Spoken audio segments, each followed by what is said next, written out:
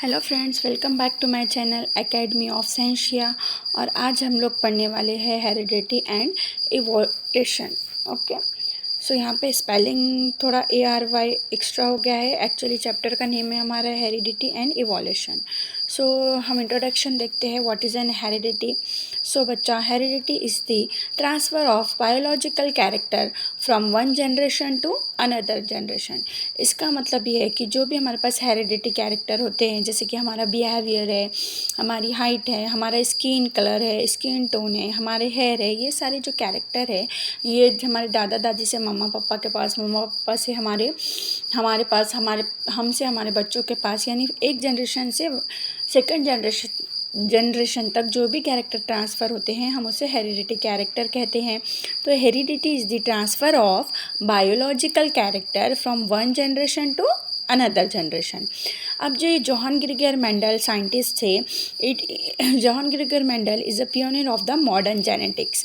Johan Gregor Mendel को pioneer of the modern genetics भी कहा जाता है और इन्हें फादर ऑफ द जेनेटिक्स भी कहा जाता है, क्योंकि इन्होंने जेनेटिक्स के बारे में बहुत सारे एक्सपेरिमेंट किए।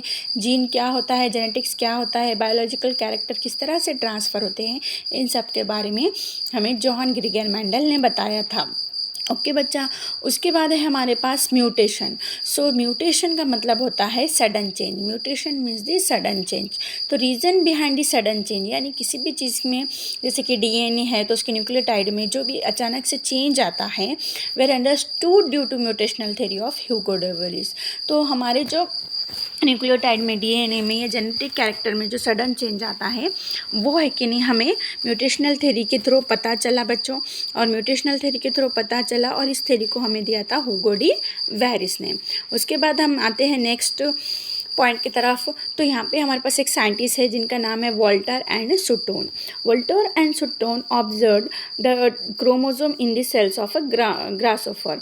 वॉल्टर और सुटोन ने है कि नहीं पेड क्रोमोजोम, यहाँ पे डिबेट आ गया है, रॉन्ग है, ये डिबेट गलती से आया है। यहाँ पे है पेड क्रोमोजोम्स। क्या है बच्चा? पेड क्रोमोजोम्स, यानी कि क्रोमोजोम्स की जोड़ी। तो जो ग्रासोफर हमारा जो होता है, ग्रासोफर के सेल्स में पेड क्रोमोजोम्स को ऑब्जर्व किया था सबसे पहले किसने? वॉल्टर एंड सुटोन ने।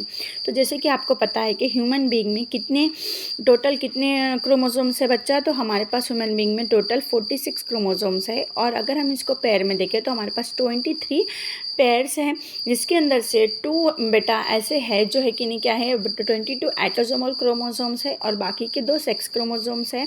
सेक्स क्रोमोजोम्स में X है एंड Y है। ओके, तो वॉल्टर और सिटर ने क्या किया? पेड क्रोमोजोम्स को ऑब्जर्व किया। कहाँ पे? ग्रासोफर के सेल्स में। नाउ नेक्स्ट जो हमारा पॉइंट है बेटे, try of scientist. Try of scientist का मतलब होता है 3 साइंटिस्ट। ट्राई का मतलब होता है 3 साइंटिस्ट। तो Oswald Avery, MC McCarty and Colin Mac और Lloyd prove that except viruses all living organism have DNA as a genetic material. यानी कि इन तीनों ने मिलकर इस बात को, MC कार्ती ने, ओस्टवाल्ड ओवरी और कॉलिन मैक लियोड ने ये बात को प्रूव किया है कि एक्सेप्ट वायरसेस, यानी कि वायरसेस को छोड़कर जितने लिविंग ऑर्गेनिजम्स वर्ल्ड में हैं, सबके पास क्या है? DNA है, जेनेटिक मटेरियल है। लेकिन वायरस के पास DNA या जेनेटिक मटेरियल है क्या? नो। नेक्स्ट वन जो हमारा पॉइंट है वो है 1961 French genetics Francois Jacob and Jacques Monod propose two model of protein synthesis with the help of DNA in bacterial cell. देखो, जेनेटिक्स बोले तो ऐसे साइंटिस्ट या ऐसा साइंटिस्ट जो जेनेटिक्स के बारे में स्टडी करता है और हमें भी कुछ थेरीज वगैरह देता है, इन्फॉर्मेशन देता है। तो फ्रेंच के ये साइंटिस्ट थे, 2 साइंटिस्ट थे। कौन थे? फ्रैंकोस जैकब था एंड जैक मोनार्ड था। इन्होंने 1961 में एक मॉडल प्रस्तुत किया हमारे आगे सामने। और वो मॉडल किसका था बच्चों? वो मॉडल था प्रोटीन सिंथेसिस का। किसका था? प्रोटीन सिंथेसिस का मॉडल था। प्रोटीन बनता किससे है? With the help of DNA, यानी कि DNA की हेल्प लेके, मदद लेके प्रोटीन बनता है। और ये प्रोटीन बनने के प्रोसेस को, मॉडल को बैक्टीरियल सेल में बताया गया। और किसने बताया? फ्रैंकोस जैकब ने एंड जैक मोनार्ड ने बताया बच्चों। It help to uncover the genetic code hidden in DNA. तो इस थ्योरी से क्या फ़ायदा हुआ हमें, मॉडल ऑफ प्रोटीन सिंथेसिस से फ़ायदा क्या हुआ स्टडी करके, तो जो जेनेटिक कोड्स थे हिडन थे डीएनए के अंदर वो हमें पता चले, अनकवर्ड हुए वो कोड्स। उसके बाद नेक्स्ट जो हमारा पॉइंट है बच्चों वो है the science of heredity is useful, यानी कि यूजेस क्या है, यानी कि हम जेनेटिक्स क्यों पढ़ रहे हैं, हेरिडिटी क्यों पढ़ रहे हैं, इसका हमें फ़ायदा क्या है। तो देखो बच्चा, the science of heredity is useful for diagnosis, treatment and prevention of heredity disorder, यानी कि ऐसी बीमारियां जो है कि नहीं हेरिडिटी से हमारे अंदर आती है, जैसे कि दादा दादी को थी, नाना नानी को थी, मम्मी पापा को थी, और बच्चों में भी अगर ऐसे कोई डिसीजेस ट्रांसफ़र हो रहे हैं उसे हम हेरिडिटी डिसऑर्डर्स बोलेंगे।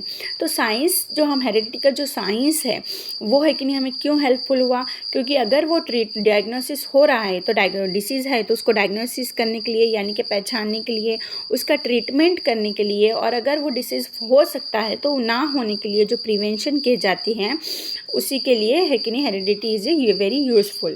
Production of hybrid varieties of animals and plants and in industrial process in which microbes are used, यानी कि जो भी हाइब्रिड वेराइटीज़ बनाई जाती है, जैसे कि पी प्लांट है, पोटैटो है, टोमेटो है, एनिमल्स है, गोट्स है, तो और इंडस्ट्रीज़ में भी जो भी प्रोसेस होते हैं जैसे कि लैक्टोबैसिलस, सैक्रोमाइसिस वगैरह है, तो इन सारी चीज़ों को है कि नहीं क्या किया जाता है, जब योगर्ट वगैरह बनाया जाता है तो माइक्रोब्स का यूज़ किया जाता है, कुछ केमिकल्स को बनाने के लिए भी माइक्रोब्स का यूज़ किया जाता है। तो इस वजह से science of heredity is very useful for us.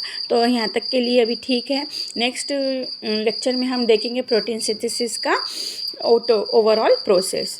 जब तक के लिए टाटा एंड बाय बाय।